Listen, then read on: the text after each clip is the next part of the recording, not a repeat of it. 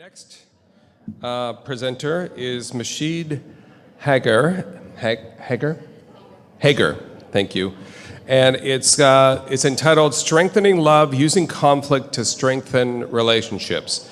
I can tell you right now, as not just a 1P36 parent, but as a parent in general, conflict is, it's a conflict-rich environment for us. You know, whether that be with the significant others in our relationship, extended family, health professionals, coworkers, it doesn't matter.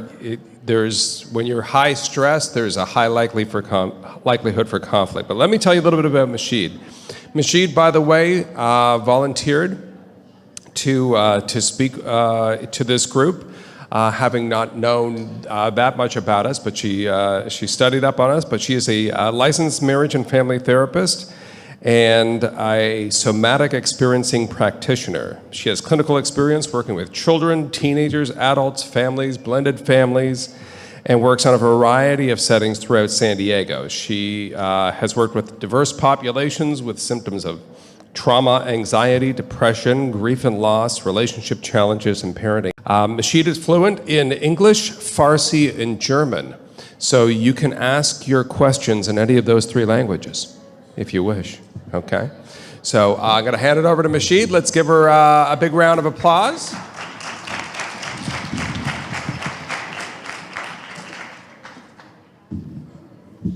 Hi, everybody. It's a nice group. It's a pleasure to be here. I have to admit I'm a little nervous and feel a little out of my league. The stage thing is new to me. I've taught small group classes and parenting classes before, but this scale is a little bit different. So bear with me as I take some deep breaths and prepare to speak to you. The mindfulness discussion earlier actually helped. I came in early and was sitting in the back, so not quite as groovy as Todd is quite yet, but I'll get there. Yeah. All right, so today we're talking about strengthening love using conflict to strengthen our relationships and our connections. And our goals today are to learn the brain processes that make conflict resolution difficult, learn exactly what happens in our brain that makes it challenging for us to have positive conflict resolution. And we're going to learn how we can harness some of those processes to our advantage, and to use those processes in a way that gets us closer to our partners and our spouses. I have a clicker. So those are our goals. Okay. As Todd said, I'm Machid. I have a private practice in Rancho Bernardo, and I work full-time there. And the talk today, the work is derived from the works of Dr. Ellen Bader and Dr. Peter Pearson. They're the founders of the Couples Institute up in the Bay Area. I think their main campus is in San Francisco, but they have offices throughout California, I believe. Dr. Peter Levine is the founder of Somatic Experiencing. Somatic experiencing is a trauma treatment approach that's very physiology-based. Stephen Hoskinson was a student of Peter's and has taught therapists and other helping professionals around the world, including myself. And he is the founder of his own organization called Organic Intelligence. And Dr. Heather Berberet, and she is a dear friend and a marriage and family therapist here in San Diego. And she was actually supposed to be here to give this talk. This is her PowerPoint that she's graciously shared with me. She couldn't be here because she had a family commitment today, so I've jumped in for her. All right. So let's talk about conflict. Conflict is unavoidable as long as we're in connection with other human beings, right? So there's our spouses, and as Todd said, there's our children, in-laws. In your cases, there's, I'm assuming, lots of doctors and nurses and therapists. And as long as we're in close proximity with other humans, we're going to be in conflict. To avoid conflict, we would have to completely isolate ourselves and not be in connection. And some people certainly do that. I see them in my practice. It's not a balanced way of living, especially when we can learn how to resolve our conflict in a way that actually creates more intimacy and connection. So hopefully, we're going to get a little bit closer to that today. Whoops. I just turned it off. There we go. Yes, I can do that. Okay. I'm scared of my own voice. See how loud it gets. Is that better? Good. Okay, so our brains can actually get in the way of conflict resolution, and that's because we have hardwired brain processes that are excellent in emergency response, but when it comes to one-on-one interaction, those processes can get in the way. So some of those processes that we're going to talk about today are drive for completion, threat bias, and the illusion of control. So we're going to take a closer look at each of those now. Drive for completion. What do you all see? And you can just yell it out. Square. Anybody else see the square? The white square that's actually not there. Everybody see it? Yeah. It's because that's what our brain does, right? It sees something incomplete and it wants to complete the whole picture. You know that feeling you have when somebody says, "Oh, I just thought of something." "Oh, never mind, I'm not going to say it." And you're like, "I want to hear it." Or like when you ask, really specific questions, like of doctors or a teacher, and they give you some really vague answers. Or when you walk into the room and your husband or your wife gives you a look and you're not quite sure you saw it, but you don't know what it's about. That feeling you get is your brain struggling for completion. So we're going to learn about how that gets in the way of conflict resolution. The next process is the threat bias. So imagine if we were cave people walking in the jungle, and out in the distance we see something long and skinny and still. Our brain immediately thinks, stick or snake. This doesn't happen consciously, it happens in a split second. Is it a stick or is it a snake? If we assume it's a stick, but it's really a snake, danger, boom, no more cave babies, right? If we assume it's a snake, but it's really a stick, we have now wasted a bunch of energy worrying about the snake that wasn't a snake, and that energy has helped keep us safe, but we've also passed it on to the next generation of cave babies. So our brains are actually descended from brains that do a really good job assessing for threat, because that's, evolutionary speaking, what's kept us safe, right?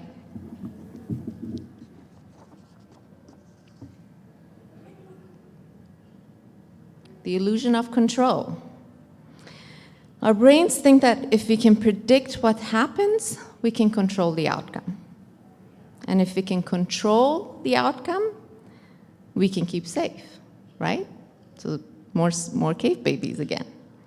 So we're descendants also of brains that believe that if we can control what happens around us, we can stay safe.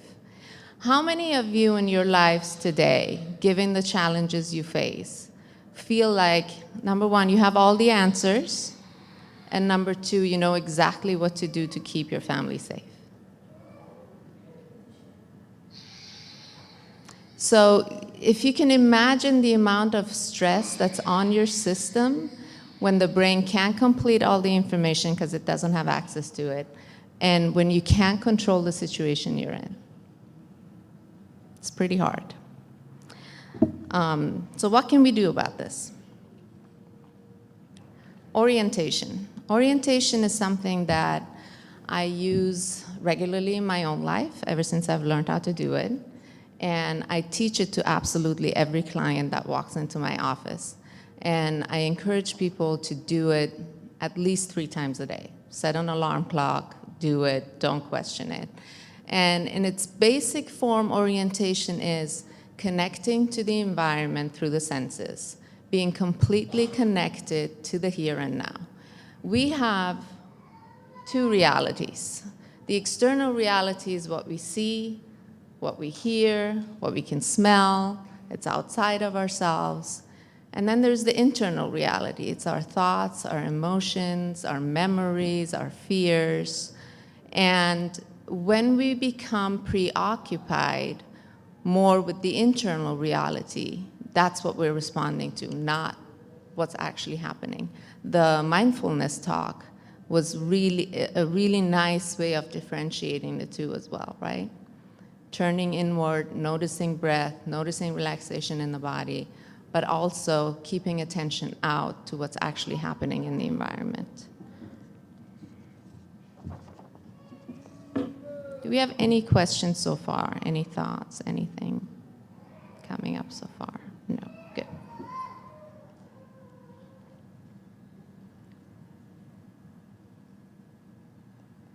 Okay. So putting it all together, when we perceive a situation that we don't understand, the external reality, our brains seek to gain control. That would be the illusion of control, by relying on thoughts and feelings to fill in the gaps with whatever possibility is most likely to keep us safe. So in a day-to-day situation, this would look like when I get the look from my spouse, my brain says, uh-oh, I better figure out what's wrong. All I know is that it doesn't feel good. I have knots in my stomach. Last time this happens, I got bombarded with a bunch of accusations that weren't true. So I better do something to safeguard against that by attacking first, locking myself in the bedroom, offering a foot massage, anything. Okay. Given that we feel most vulnerable with our spouses, because we're less guarded with them, we also can feel most threatened by them. Our walls are down. They know our hot buttons. Our brains are already assuming the worst, right, to keep us safe. So it can get pretty messy.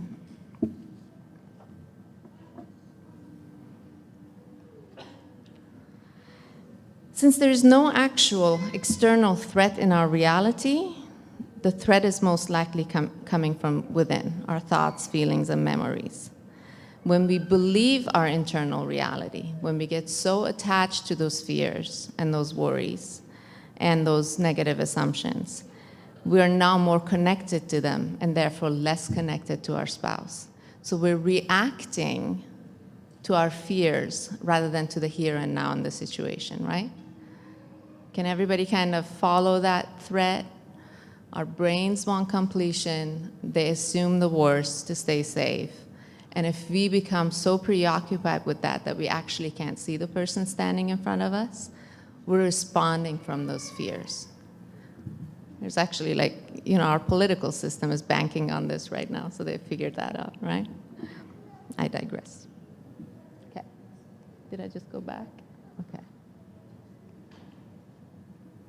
Regaining orientation. Orientation is also, thankfully, a hardwired brain process. We're just not as connected to it because we have given so much value to our cognitive brains in the internal process.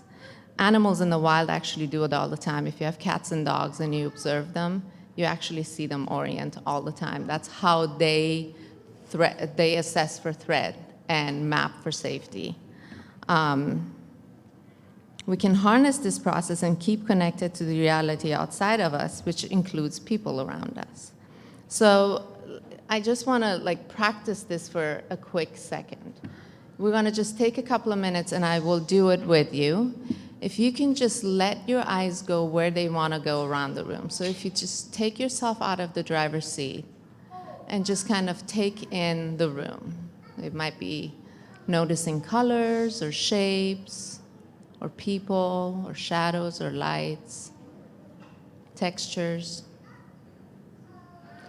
So let's just take a couple of minutes and take in the environment.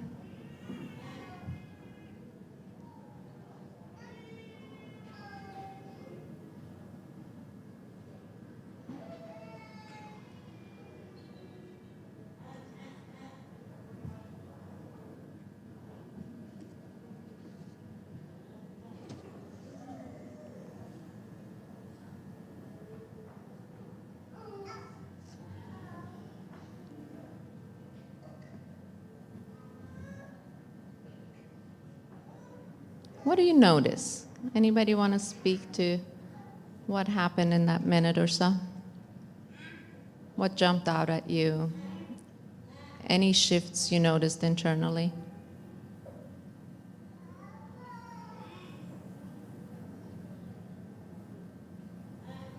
You can also just yell it out.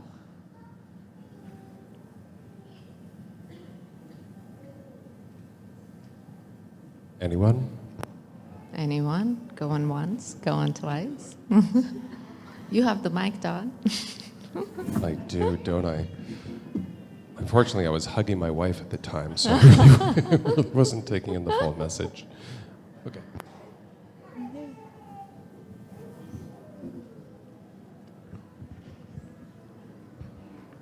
So the question is, what did I notice in the room? Yeah. Or within yourself. Well, there's a lot of things, but I guess that has to do with what you do in life, right? For example, for me, I notice where the exits are, where the alarms are, where the the switches to turn the alarm in case of a fire. I noticed that up there on the ceiling, there are some panels that are almost peeling off. There's a lot of areas that need painting, Yeah. so that's what I noticed. Excellent. So you actually did threat assessment in that exercise, right? Where are the exits? Where are the alarms? There's stuff falling from the ceiling. I better stay away from that. Nice. Anyone else? Naturally, being in this conference setting, and the first thing I was talking to Todd about it as well, is the first thing we noticed are the kids. Yeah. So when I scanned the room, I was basically looking at the kids, and then looking at the parents to see if they were watching me looking at their kids. Yeah. That was pretty much the pattern of the movement for my eyes when I scanned the room. So Nice. it was, we're so in tune with the kids right now that that's like automatically where my scan went. James, it's not food. Great. Thank you. Did anybody notice that in that brief 1-minute exercise, maybe your thoughts weren't quite going in the pattern that they usually do? That your attention was actually outside of yourself rather than with your emotions or thoughts or aches and pains? Sometimes that's really difficult to do. I mean, I see people that have high anxiety, and even while doing this exercise that's supposed to bring their attention completely out, the internal process doesn't ever quite stop. The thoughts are still going. There's a lot of self-judgment about I'm doing it wrong, I'm not sure what I'm doing here. In those cases when the activation is already somewhat elevated and it's hard to completely pull your attention away from it, I actually give the brain something to do. So I'll do an orienting exercise that's a little bit more directive. I might say something like, look around the room and count all the squares. Or look around the room and count all of the blues you see, or the yellows you see, or the greens you see. Or I might hand somebody something, like this clicker, and say, describe it to me in every detail, right? So it's like, it's about 4 inches, it's very soft plastic, it's smooth to the touch, it's warm because I've been holding it. So the point of the exercise, again, is to completely bring the attention out to the external reality. We found that that's the only thing that will help get a system back oriented when it's been disoriented by internal process. Any questions about that? Okay. So let's get a little bit more structured about conflict resolution and communication around that. Let's talk about the diamond model. The diamond model is a structure for positive conflict resolution. It keeps both parties involved and oriented to the issue at hand. You only use it when you're facing a specific problem or an issue. When you've identified what you want to say, when you're clear about which behavior you want to address, and you've figured out your reaction to it. Don't use it when you're agitated or reactive, not when you're angry. Don't use it when you've not identified what you want to say about it exactly. Don't use it when your partner is agitated, right? You want to have a positive outcome. Don't go at them when they're still fuming. And don't use it for non-conflict communication or conversation. So this is what the diamond model looks like. You start here with the behavior. So what did someone do or not do or say or not say that you have a problem with? Then you go to number 2, the thoughts about it, assumptions, meanings, and beliefs. What went through your mind when they did what they did? Number 3 is feelings, mad, sad, scared, worried, or frustrated. How did you feel after you have had those thoughts? And number 4 is response. What do you do or say to deal with those feelings? So a real-life example of this might be behavior. When I was upset at the doctor's office and you didn't back me up and told me to calm down. That was the behavior. The thoughts about it were, this makes me think that you don't understand how important this is to me and how scared I am. The feelings about it would be, this makes me feel all alone in the world and scares me even more. And the response might be, when I feel that scared, all I want to do is isolate and not share my experiences with you.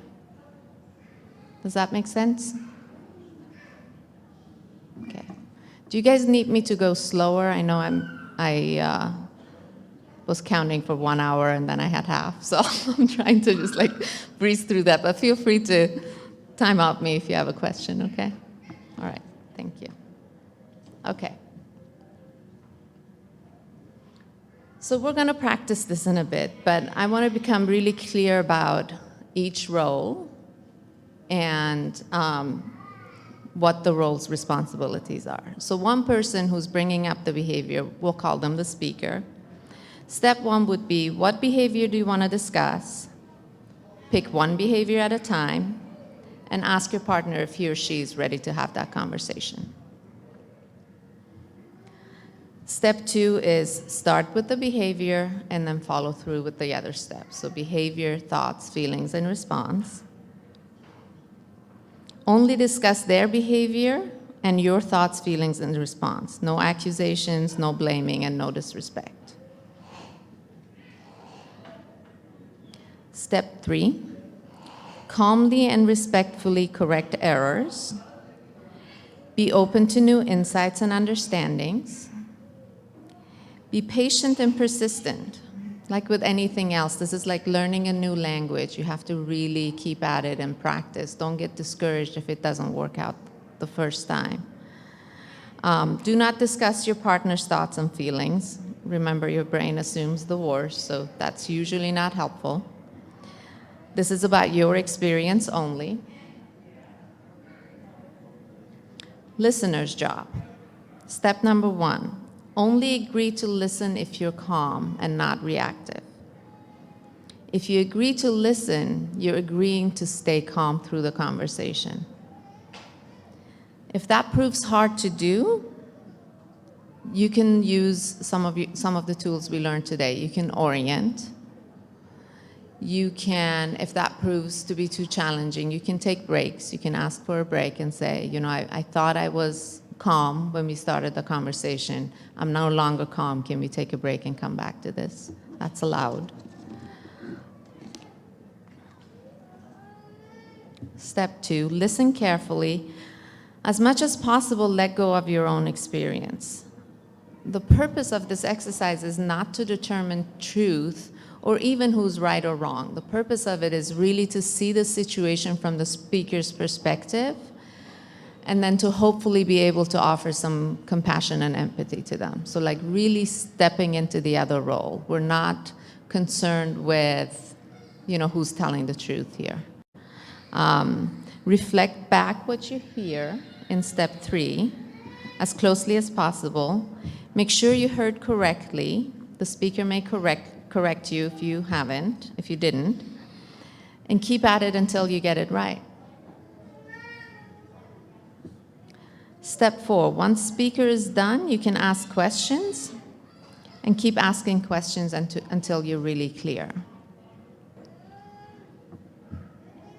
Step 4, and this is hard to do in the moment because, as they're addressing one of your behaviors, it can be really difficult to put your experience aside. But if you can connect to a similar experience that you've had, and maybe reflect that back to them. This reminds me of that time when your mom said this and I said this and you didn't back me up. And in that moment, I felt this way. So I can imagine how you must feel in this situation. Again, we're not assigning fault or truth. We're just trying to really see the other person and where they're coming from.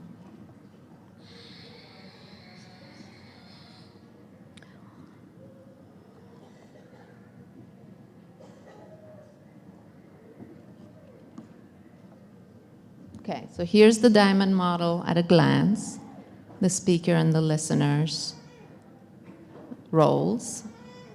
I'm going to leave this up while we practice this together. And Heather and I were brainstorming about how to do this in this setting, and we thought it might be best to not practice it with an emotionally charged issue, because we don't want you all activated going to lunch.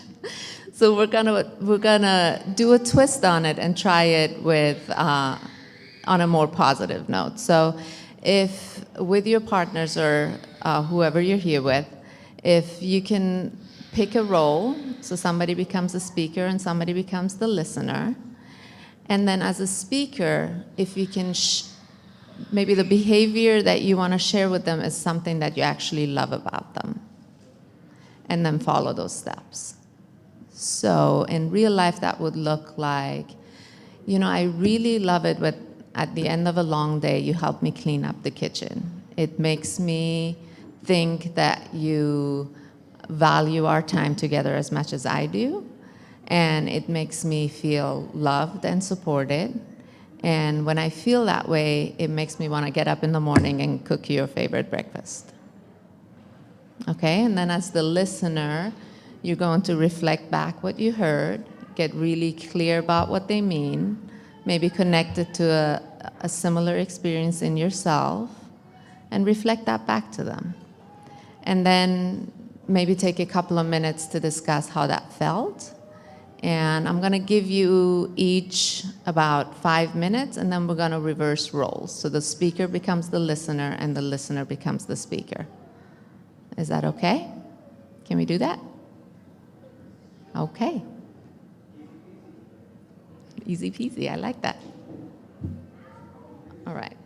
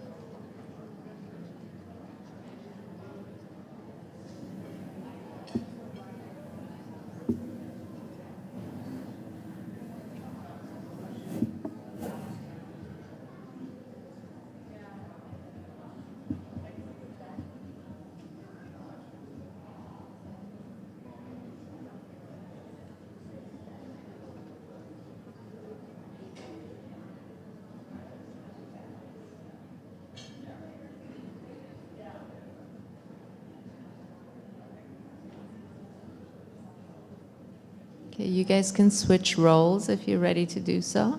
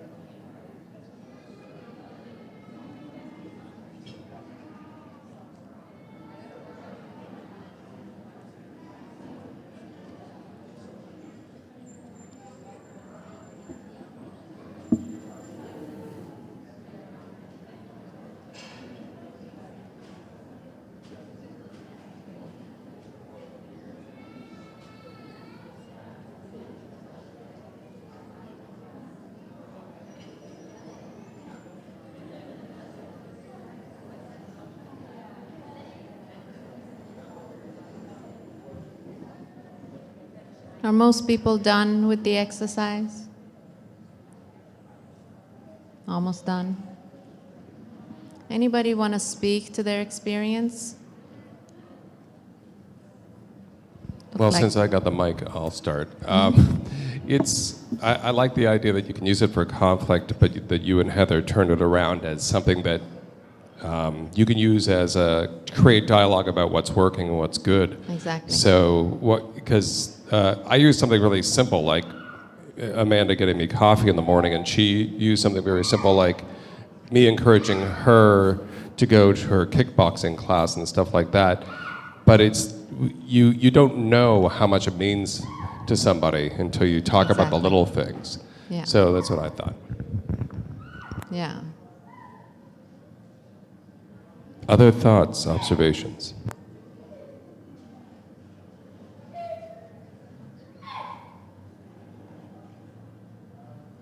How about you guys?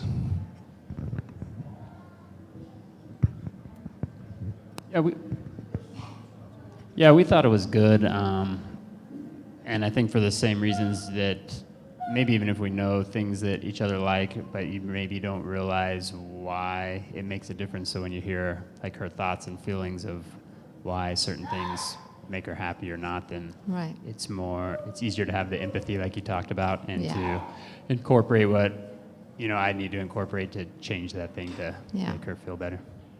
Yeah. So just having the diamond process that actually makes you talk about your feelings, your thoughts, and why you react a certain way is good. Really helpful in both cases, right? I mean, like when we're under this amount of stress and our brain is already wired to constantly detect for threat, the negative just takes up so much room in our lives. There's what Todd talked about, the little things get lost in that, but they're so important, right? They can do so much to create bond and intimacy. But we rarely pay attention to it. So I really like the twist on the exercise as well. Anyone else?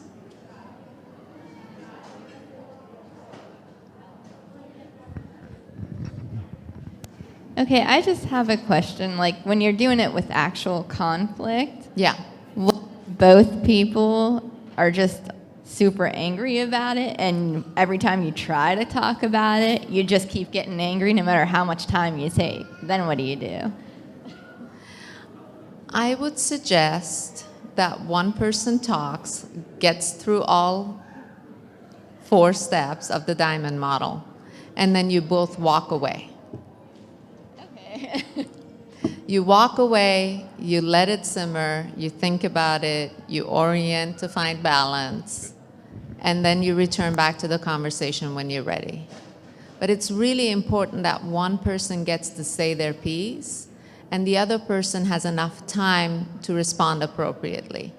That's why the first two steps of the whole thing were don't do it when angry, because it defeats the purpose of positive conflict resolution. Yeah. Yeah.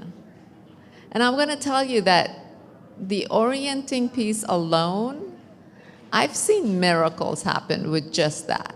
If you make that part of your daily practice, along with some form of mindfulness and self-compassion, you can, it just goes such a long way.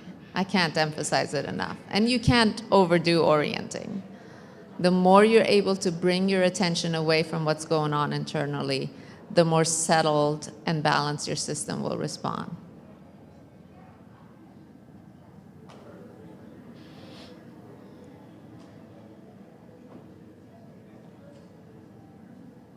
Okay?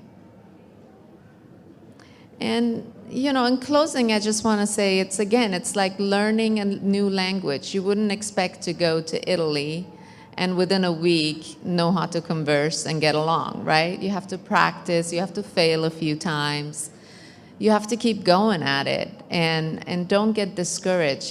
Todd was right. I didn't know about this group before I agreed to do this talk, but I've looked into it since, and I'm just in awe of all that you guys do and hold every day. It just blows my mind, and you guys have really, really inspired me, even though I don't know you personally.